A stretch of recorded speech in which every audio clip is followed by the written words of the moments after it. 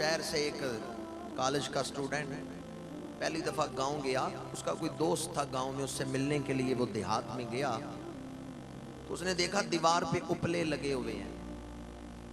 جانتے ہیں اپلے؟ تھاپیاں. عورتیں, دیہاتی عورتیں گائے یا بھینس کا گوبر جو ہے اس کی تھاپیاں بنا کے دیواروں پہ لگا دیتے ہیں. تو پوری دیوار بھری ہوئی تھی اپلوں سے. وہ طالب علم کھڑا ہو کے دیکھنے لگا.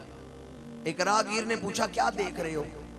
اس نے کہا میں دیکھ رہا ہوں بھینس نے ساری دیوار پہ گوبر کیا کس طرح.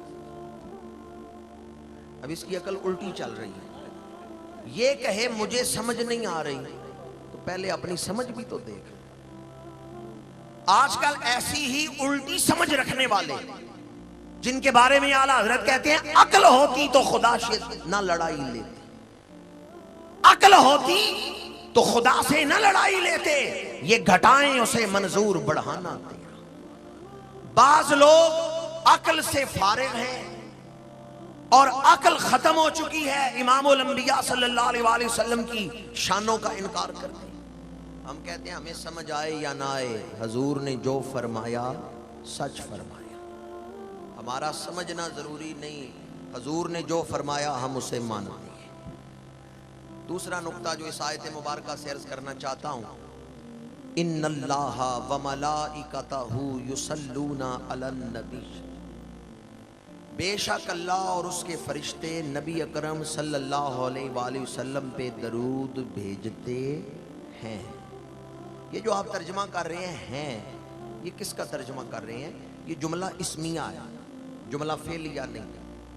جملہ فعلیہ میں کوئی زمانہ ہوتا ہے, ماضی, حال یا مستقبل, پر جملہ اسمیہ اس میں استمرار ہے, دوام ہے. میں مشکل گفتگو نہیں کرنا چاہتا, اس کا موقع محل نہیں. ترجمے سے ہی آپ کو بات سمجھانا چاہتا ہوں. بے شک اللہ اور اس کے فرشتے نبی اکرم صلی اللہ علیہ وآلہ وسلم پہ درود بھیجتے تھے یا ہیں؟ درود بھیجتے ہیں.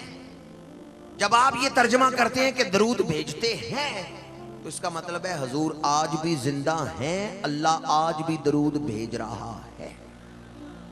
اگر حضور زندہ نہیں تو اللہ درود کس پہ بھیج رہا ہے؟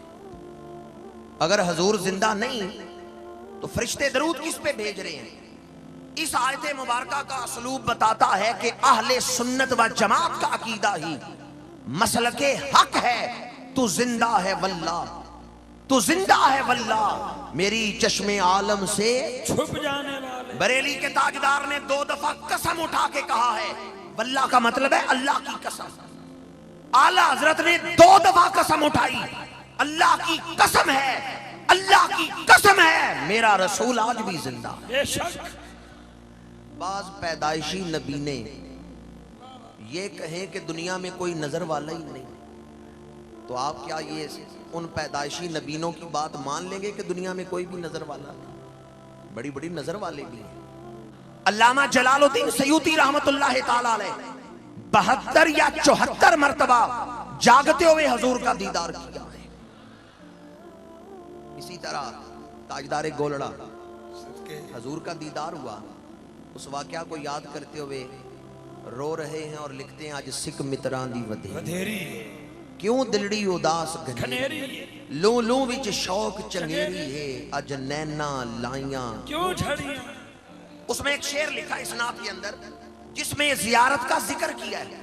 لاؤ مکتی مخطط برد یمن, من بھاوری جھلک دکھاؤ سجن, اوہ مٹھیاں گالیاں لاؤ مٹھن, جو ہمرا وادی سن کر. ہمرا وادی میں زیارت ہوئی حضور کی تو نعت کے اندر اس واقعہ کو بھی بیان کر دیا. لاؤ مکتی مخطط برد یمن, من بھاوری جھلک دکھاؤ سجن, اوہ مٹھیاں گالیاں لاؤ مٹھن, جو ہمرا وادی سن کر. تاجدارے اللہ اکبر یا رسول اللہ صلی اللہ علیہ وسلم,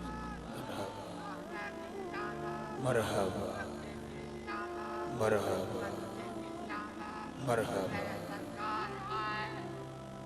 جس نے جاگتے ہوئے حضور کی زیارت کی ہے, اگر اسے کوئی یہ کہے کہ حضور زندہ نہیں تو وہ مان لے.